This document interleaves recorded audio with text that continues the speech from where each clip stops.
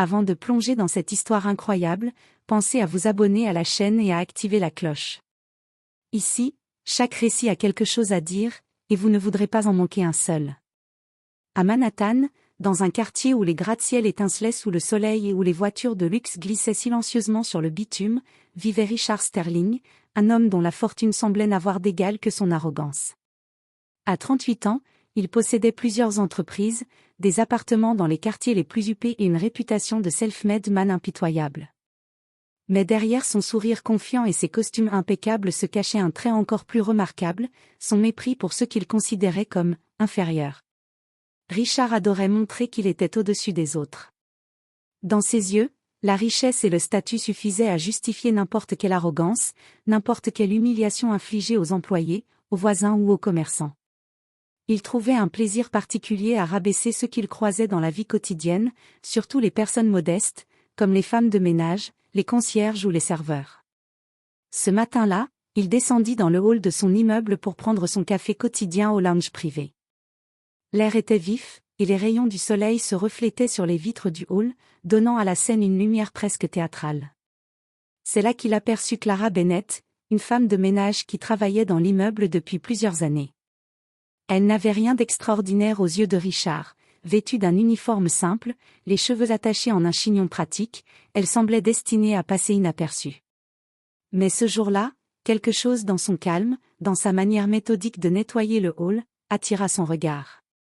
Peut-être était-ce la sérénité de son visage, ou peut-être cet étrange aura d'assurance tranquille qui contrastait avec son apparence modeste. Richard esquissa un sourire moqueur et s'approcha, savourant l'occasion de rappeler sa supériorité. « Eh bien, Clara, toujours à frotter le sol pendant que je fais des affaires importantes, dit-il, sa voix tranchante comme un couperet. Clara leva les yeux, polie mais ferme, et lui adressa un sourire discret. Elle avait appris à ne jamais répondre à la provocation, à ne jamais laisser l'arrogance des riches altérer sa dignité. Mais quelque chose en elle ce jour-là la poussait à défier Richard, d'une manière qu'il n'aurait jamais imaginée. « Monsieur Sterling. » dit-elle doucement en sortant un petit échiquier pliable de son chariot, peut-être que nous pourrions essayer quelque chose de différent aujourd'hui. Richard éclata d'un rire condescendant. « Toi, jouer aux échecs avec moi ? Clara, tu sais que ce n'est pas ton monde, n'est-ce pas ? » Mais Clara, avec sa patience et son calme inébranlable, savait quelque chose que Richard ignorait, la richesse et l'arrogance ne garantissent jamais la victoire. Et ce simple échiquier allait devenir le théâtre d'une leçon qu'il n'était pas prêt d'oublier. Le lounge privé de l'immeuble de Richard Sterling était vaste et luxueux, avec des canapés en cuir crème, des tableaux abstraits accrochés au mur et des rayons de lumière filtrant à travers les grandes baies vitrées donnant sur Manhattan. Ce matin-là, l'air était chargé d'une atmosphère inhabituelle, tous les yeux se tournaient vers un duel improbable. Clara Bennett avait sorti son petit échiquier pliable du chariot. Chaque pièce était soigneusement disposée sur le plateau, les tours, les cavaliers, les fous, les pions, tout en ordre parfait. Richard, assis sur un fauteuil en cuir, croisa les bras et la regarda avec un sourire moqueur. « Tu es sûre de toi, Clara ? » demanda-t-il, sa voix mielleuse mais tranchante. « Ce n'est pas comme si tu avais l'habitude de jouer contre quelqu'un qui sait vraiment réfléchir. » Clara sourit, sans une once de nervosité. « Monsieur Sterling, parfois, l'expérience n'est pas une question de titre ou de richesse. Parfois, elle vient de l'observation, de la patience, et de la stratégie. » Richard éclata d'un rire sec, pensant que ce n'était qu'une plaisanterie. Pourtant, il accepta le défi. Après tout, il ne pouvait pas perdre contre une femme de ménage, se dit-il. L'idée seule lui semblait absurde, presque risible. « Très bien, Clara. Montre-moi ce que tu sais faire, mais ne t'étonne pas si je te bats en moins de 10 coups. » Clara plaça ses mains sur le plateau et fit le premier mouvement, un coup simple mais stratégique. Richard fronça les sourcils, remarquant que sa concentration devait être réelle. Il bougea rapidement son pion, avec cette arrogance habituelle, croyant déjà voir le piège qu'il allait tendre. Mais à chaque coup, Clara anticipait ses intentions. Chaque mouvement de Richard semblait être soigneusement contré, et il commençait à ressentir une irritation sourde. Les minutes passèrent. Les pièces disparaissaient peu à peu du plateau, et Richard sentit quelque chose d'inattendu, sa confiance vacillait. Chaque coup qu'il faisait semblait précipité, trop agressif. Clara, en revanche, jouait avec calme, méthodique, comme si elle voyait plusieurs coups d'avance. « Monsieur Sterling, vous êtes trop impatient », dit-elle d'un ton poli mais ferme. « Dans ce jeu, la précipitation est votre pire ennemi. » Richard se renfrogna, essayant de masquer la frustration qui commençait à bouillir. Il n'avait jamais été mis en échec par quelqu'un qu'il considérait inférieur. Et pourtant, il le sentait, une peur étrange, celle de perdre face à Clara. Autour d'eux, quelques employés et voisins s'étaient arrêtés, fascinés par le spectacle. Jamais ils n'avaient vu le millionnaire si concentré, presque vulnérable. Et plus la partie avançait, plus Richard commençait à comprendre que ce n'était pas un simple jeu, mais une leçon. Clara souriait calmement, sachant exactement quand appuyer et quand attendre. Chaque coup était une démonstration subtile, intelligence et patience peuvent surpasser richesse et arrogance. Et Richard, pour la première fois, commençait à percevoir cette vérité amère. La partie d'échecs avançait depuis près d'une heure maintenant. Les pièces jonchaient le plateau comme les vestiges d'une bataille minutieusement planifiée. Richard Sterling, habituellement maître de toutes les situations, commençait à sentir un malaise qu'il n'avait jamais éprouvé auparavant. Chaque mouvement de Clara semblait prédire ses propres pensées avant même qu'il ne les formule. « Mais, comment fais-tu ça ?» murmura Richard, presque pour lui-même, sa voix trahissant une frustration qu'il ne pouvait cacher. « Tu anticipes tout, c'est impossible. » Clara leva les yeux, tranquille. « Ce n'est pas impossible, monsieur Sterling. Il suffit d'observer, de réfléchir, de ne pas sous-estimer son adversaire. » Richard se redressa, frappant légèrement la table de frustration. Ses doigts tremblaient légèrement alors qu'il bougeait sa reine dans un geste qu'il pensait décisif. Mais Clara répondit calmement, avec un sourire presque imperceptible. « Attention !» dit-elle en déplaçant son fou, la pièce la plus précieuse n'est pas toujours celle que l'on croit.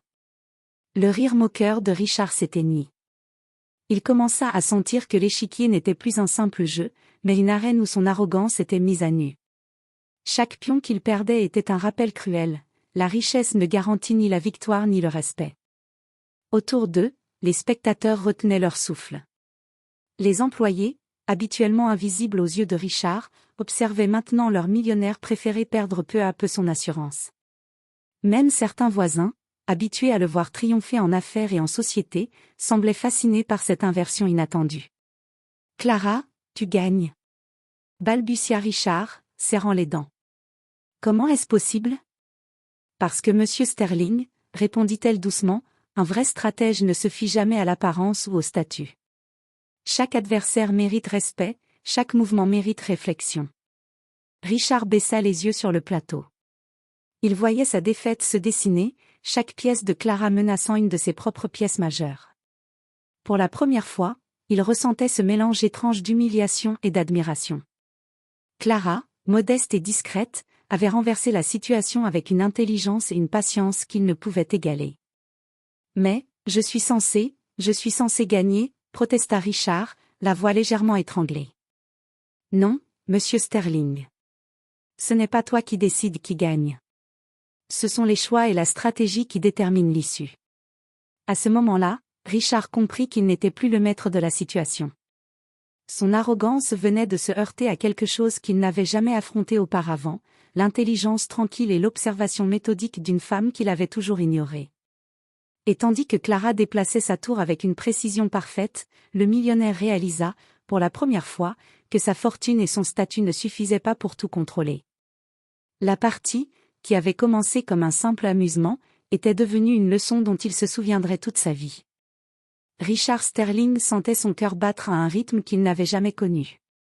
L'adrénaline, la frustration et l'humiliation se mélangeaient en un cocktail amer. Il avait toujours pensé que sa richesse et son intelligence du monde des affaires le plaçaient au-dessus de tous, mais face à Clara Bennett, toute cette arrogance semblait inutile. Le lounge était silencieux, hormis le froissement léger des pièces sur l'échiquier. Même les observateurs habituels employés, voisins et quelques amis de Richard retenaient leur souffle, fascinés par ce spectacle improbable, le millionnaire arrogant en train de perdre face à une femme qu'il avait toujours sous-estimée. Richard fit un mouvement rapide avec sa reine, pensant rattraper la partie. Mais Clara avait déjà anticipé ce geste. D'un mouvement calculé, elle déplaça sa tour et captura la pièce maîtresse de Richard. Le bruit du bois sur le plateau semblait résonner dans toute la pièce. « Non, ce n'est pas possible. » murmura Richard, incrédule, ses mains crispées sur les accoudoirs du fauteuil. Clara posa ses mains sur ses genoux, son sourire calme et implacable. « Si, monsieur Sterling. C'est possible. Et vous venez de le découvrir. » Il leva les yeux, cherchant une échappatoire, un moyen de retourner la situation, mais il n'y en avait pas. Chaque mouvement qu'il envisageait était anticipé, chaque stratégie neutralisée. La partie était devenue une danse où Clara menait, et Richard se contentait de suivre, impuissant. « Comment peux-tu être si précise ?» demanda-t-il, sa voix trahissant la panique. « Parce que monsieur Sterling, » répondit Clara, calmement, « l'intelligence ne se mesure pas à la richesse. Elle se mesure à l'attention, à la patience, et au respect de chaque décision. Vous avez sous-estimé ses qualités, et c'est pourquoi vous perdez. » Richard sentit la colère monter.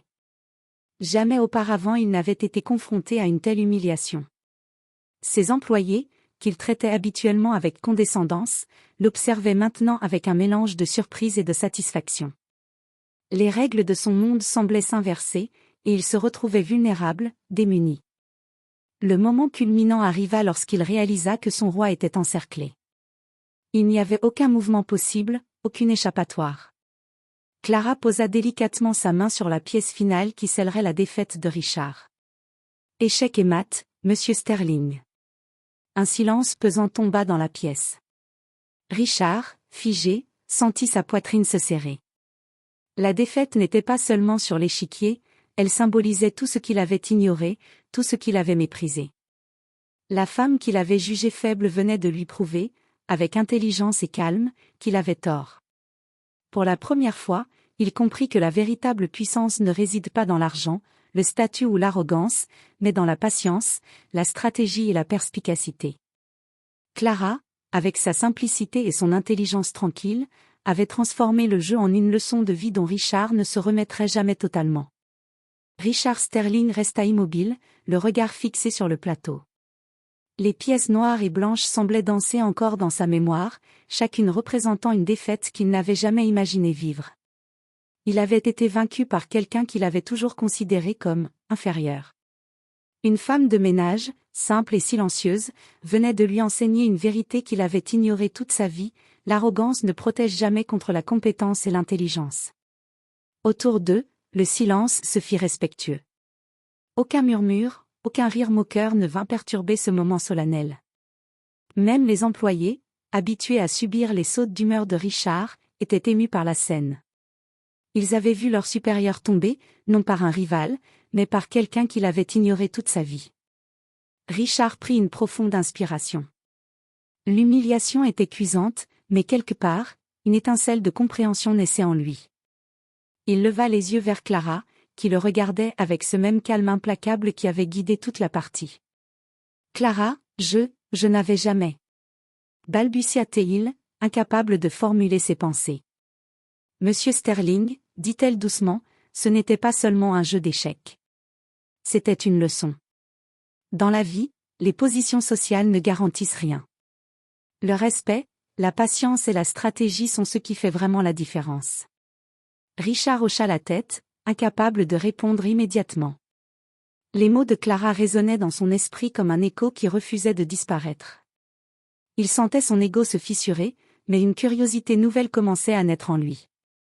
Pour la première fois depuis des années, il vit Clara non pas comme une employée, mais comme une personne capable de le surprendre, de le dépasser et de l'enseigner. Il réalisa que toute sa vie, il avait jugé les autres sur la surface, ignorant la force intérieure et la perspicacité de ceux qu'il croyait faibles.